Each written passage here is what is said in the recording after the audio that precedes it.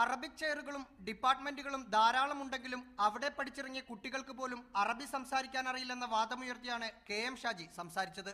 10 minute നീണ്ട പ്രസംഗം അവസാനിപ്പിച്ചയുടൻ കൊളത്തൂർ മുഹമ്മദ് മൗലവി എതിർപ്പുമായി എഴുന്നേറ്റു. കേരളത്തിലെ ഇംഗ്ലീഷ് ഡിപ്പാർട്ട്മെന്റുകളിൽ നിന്ന് പഠിച്ചിറങ്ങുന്ന എത്ര കുട്ടികൾക്ക് ഇംഗ്ലീഷ് സംസാരിക്കാൻ അറിയാമെന്ന് ഷാജി അന്വേഷിച്ചിട്ടുണ്ടോ എന്ന് ചോദിച്ചായിരുന്നു മറുപടി. അറബി ഭാഷാ സ്മാരകത്തിലിരുന്ന് സ്യൂഡോ സെക്കുലർ ആവാൻ ശ്രമിക്കുന്ന ഷാജി കാര്യങ്ങൾ നന്നായി പഠിക്കണമെന്നും കൊളത്തൂർ മുഹമ്മദ് മൗലവി ഓർമ്മിപ്പിച്ചു.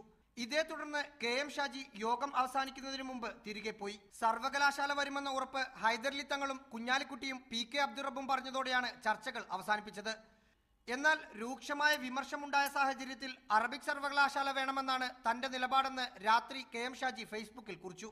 അബ്ദുറബ്ബിനെ നോക്കുകുത്തിയാക്കിയാണ് മുഖ്യമന്ത്രി വിദ്യാഭ്യാസ വകുപ്പ് ഭരിക്കുന്നതെന്ന് മലപ്പുറം ജില്ലാ സെക്രട്ടറി TV ഇബ്രാഹിം വിമർശിച്ചു. അങ്ങനെയൊന്നുമില്ലെന്ന് അബ്ദുറബ്ബ് മറുപടി നൽകി.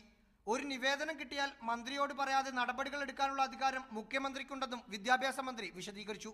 റഹീസ് റഷീദ്, മീഡിയ 1, മലപ്പുറം.